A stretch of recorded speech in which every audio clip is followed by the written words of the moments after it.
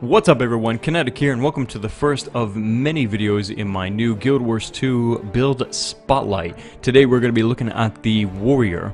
Now for the combination in this video we're going to be looking at the shield and axe and also the rifle.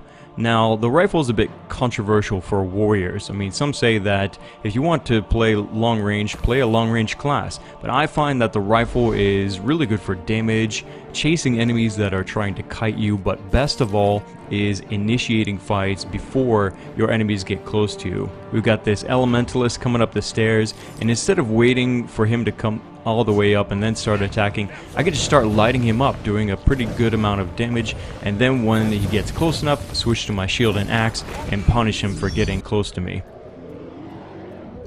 Running with my team here, instead of jumping down into the middle of the craziness, I can just sit up here at the top of the keep, take my time, take my aim, and pump a lot of lead into enemies below me, like this warrior.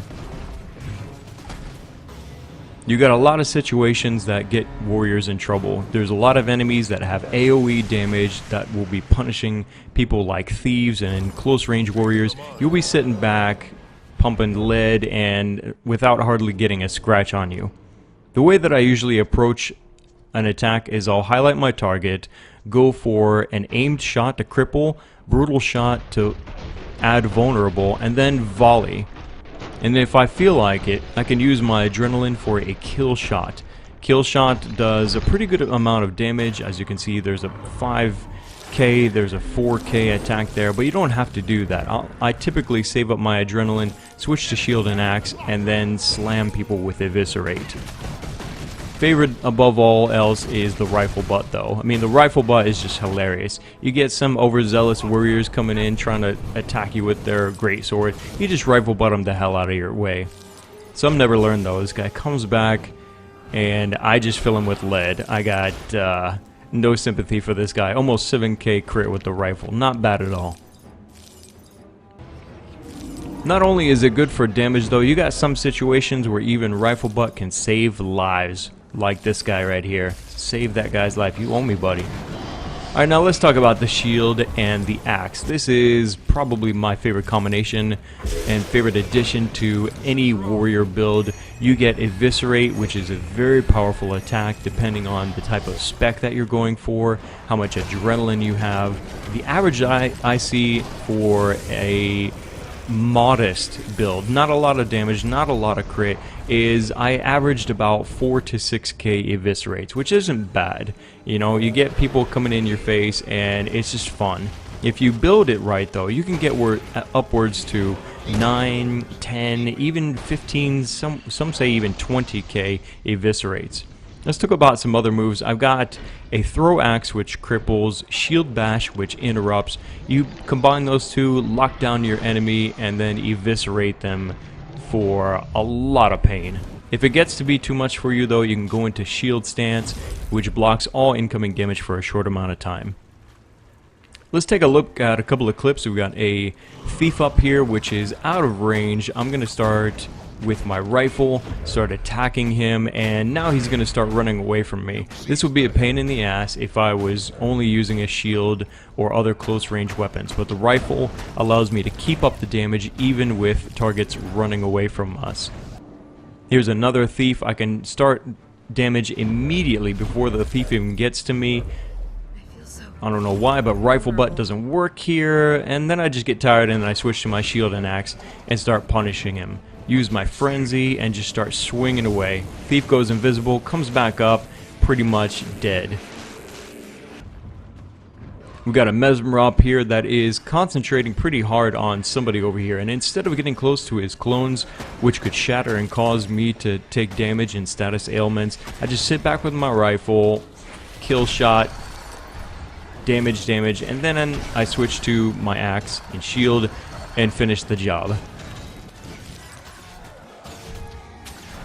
We got another thief over here. I'm going to use charge to close the gap, and then it vanishes as I eviscerate.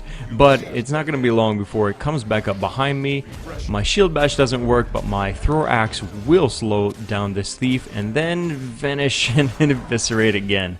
I don't know if this is hitting or not, but you know what? This thief comes back up with barely any health, and I finished the job for the third time with an eviscerate.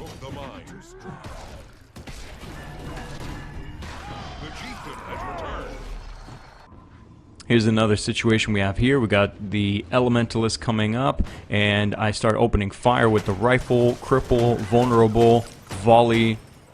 Elementalist decides to keep coming, so I switch to shield and axe. Eviscerate using that adrenaline that I built up with the rifle. Shield bash. Chop, chop, chop, chop, chop, chop, chop, chop, chop. Elementalist gets some distance, so I throw my axe, charge, eviscerate, and then it's pretty much going to be wrapped up for this Elementalist. Just when I'm about to get some satisfaction, mow a bird. Thanks a lot, Mesmer.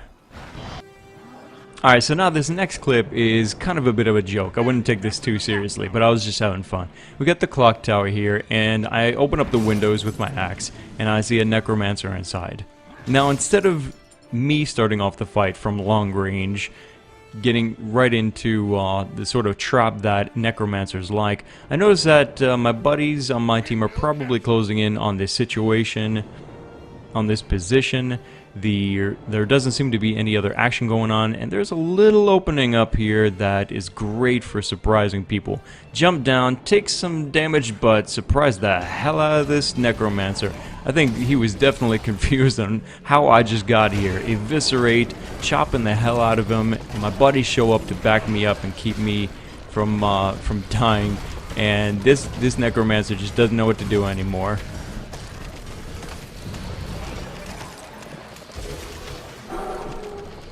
Necromancer gets desperate, goes into lich form, and instead of me getting close, I'm just going to pull out my rifle, and this is how we're going to finish it, with volleys, cripples, and all kinds of other damage.